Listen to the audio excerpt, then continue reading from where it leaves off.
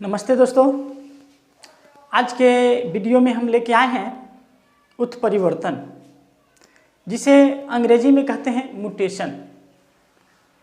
तो इस वीडियो के माध्यम से हम लोग उत्परिवर्तन के बारे में चर्चा करेंगे कि ये उत्परिवर्तन क्या है, म्यूटेशन क्या है।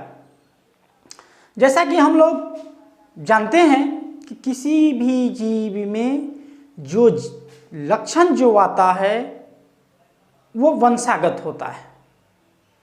वंशागत होता है यानी एक पीढ़ी से दूसरी पीढ़ी में वो ट्रांसफर होते रहते हैं। और ये सब जो होते हैं ये सब एक खास प्रकार के जीन के द्वारा होता है। जिस समय जो जीन जिस क्रोमोसोम पे मौजूद है उसके द्वारा ये होता है। लेकिन कभी कभी ऐसा भी होता है कि वो लक्षण विभिन्नता भी दर्शाता है। अलग अलग संतानों में एक ही दंपति है तो उसका 2-3 संतान है तो वो लक्षण जो होता है तीनों संतान में एक समान नहीं रहता है, वो अलग अलग भी लक्षण हो जाता है, ये हमेशा नहीं रहता है। तो ये विभिन्नता है। तो इसी में हम लोग उत्परिवर्तन को आगे बढ़ाते हुए चलेंगे कि आखिर जो होता है कभी सेम टू सेम आ जाता है जनक के साथ, कभी जो होता है ये चेंजिंग हो जाता है। ये आखिर क्यों होता है, कब होता है, कैसे होता है, इसी सब के बारे में हम लोग जानेंगे। तो ये उत्परिवर्तन क्या है? तो उत्परिवर्तन जो है वह प्रक्रिया है, उत्परिवर्तन वह प्रक्रिया है जो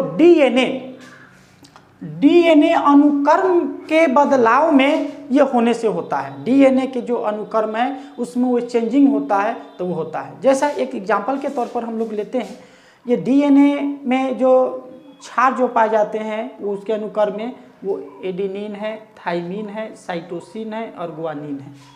एडेनिन जो होता है इसके साथ रहता है थाइमिन के साथ, और साइटोसिन जो है गुआनिन के साथ। एडेनिन थाइमिन के साथ और साइटोसिन गुआनिन के साथ। तो यह सही है। लेकिन इसी में ये इसमें चेंजिंग हो जाता है, अनुक्रम में बदलाव आ जाता है। हो सकता है ये इसके साथ हो और ये इसके साथ हो, कुछ भी हो सकता है। तो ये निर्भर इस पे करता है डीएनए के अनुक्रम पे। इसमें ये यदि बदलाव होता है तो ये म्यूटेशन है, उत्परिवर्तन है। इसमें यदि बदलाव नहीं होता है तो ये म्यूटेशन की संभावना कम है। तो बहुत हद तक म्यूटेशन के लिए ये डीएनए के अनुक्रम जो होता है उस पर ये निर्भर होता है कि कब ये क्या बदलाव हो जाता है, नहीं होता है। लेकिन ये बदलाव तो होता है पर ये हमेशा नहीं होता है, कभी कभी होता है। तो इसके बाद जीवों के जीनोटाइपिक, जब ये बदलाव हो गया तो जीनोटाइपिक और फिनोटाइपिक में क्या होता है? परिवर्तन। जीनोटाइपिक एवं फिनोटाइपिक में परिवर्तन आ जाता है। इसके शुरुआत में जब हम लोग वीडियो में देखे थे तो वो क्या हुआ था कि जीनोटाइपिक, ये जीनोटाइपिक जो है, जीनोटाइपिक और ये फिनोटाइपिक के बारे में हम लोग पिछले वीडियो में पढ़ चुके थे। और ये जीनोटाइपिक क्या है, फिनोटाइपिक क्या है, ये एक तकनीकी वर्ड था मेंडल साहब का, जिसमें भी हम लोग इसके बारे में चर्चा कर चुके हैं।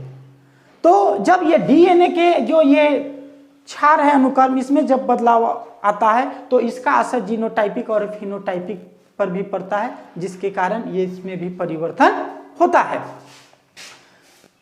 इसके अलावा डीएनए में विविधता, डीएनए में विविधता होती है। अतः किसी भी जीव में अचानक, किसी भी जीव में अचानक होने वाला विशाल असत भिन्नता है जो वंशागत होता है। शॉर्ट्स में हम ये कह सकते हैं उत्परिवर्तन कि किसी भी जीव में अचानक होने वाला विशाल असत भिन्नता है जो वंशागत होता है।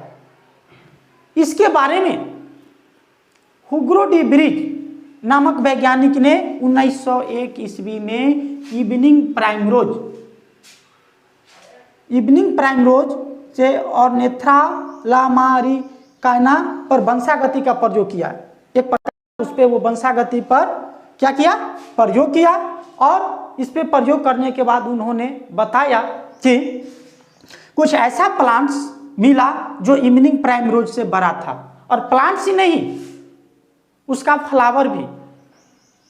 जिस इवनिंग प्राइमरोज पौधे पर जो उन्होंने वंशागति का अध्ययन किया, तो उसका प्लांट के साथ साथ उसके फ्लावर भी उसके आकार में काफी बड़ा था। और इस पौधे को उन्होंने नाम दिया उत्परिवर्तित नाम दिया।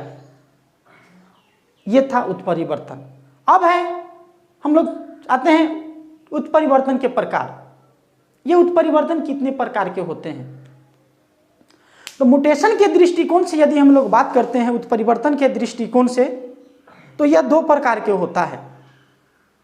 उत्परिवर्तन 2 प्रकार के होते हैं, बृहद उत्परिवर्तन और सूक्ष्म उत्परिवर्तन। बृहद उत्परिवर्तन और सूक्ष्म। तो बृहद उत्परिवर्तन वह प्रक्रिया है या वह भिन्नता है, बृहद उत्परिवर्तन वह विभिन्नता है जो फिनोटाइप में दिखाई देता है। कहाँ दिखाई देगा? फिनोटाइप में दिखाई देता है। जैसे में ये क्रोमोसोम की संख्या और संरचना, ये फिनोटाइप में यदि दिखाई दिया है बृहद उत्परिवर्तन, तो एग्जाम्पल में यदि हम बात करते हैं तो ये क्रोमोसोम की संख्या और संरचना का स्टडी इसके अंतर्गत शामिल किया गया है। ये क्रोमोसोम कैसा है, नहीं है, इसकी संख्या क्या है, नहीं है, इसके बारे में यदि अध्ययन करते हैं तो वो बृहद उत्परिवर्तन की श्रेणी में आता है। अब हम आते हैं सूक्ष्म उत्परिवर्तन। तो वह सूक्ष्म उत्परिवर्तन जो है वह विभिन्नता है जो जीनोटाइप में होता है। जीनोटाइप में होता है। इसका यदि उदाहरण की यदि बात करें तो यह डीएनए स्तर पर हुए परिवर्तन, डीएनए के स्तर पर जो परिवर्तन होता है उस चीज को यदि हम लोग स्टडी करते हैं तो ये सूक्ष्म उत्परिवर्तन में शामिल किया गया है, डीएनए स्तर पर हुए परिवर्तन को। तो ये इसका एग्जाम्पल। तो ये था उत्परिवर्तन। ये वीडियो आपको अच्छा लगा तो वीडियो को लाइक, सब्सक्राइब और शेयर जरूर कर दीजिएगा। धन्यवाद।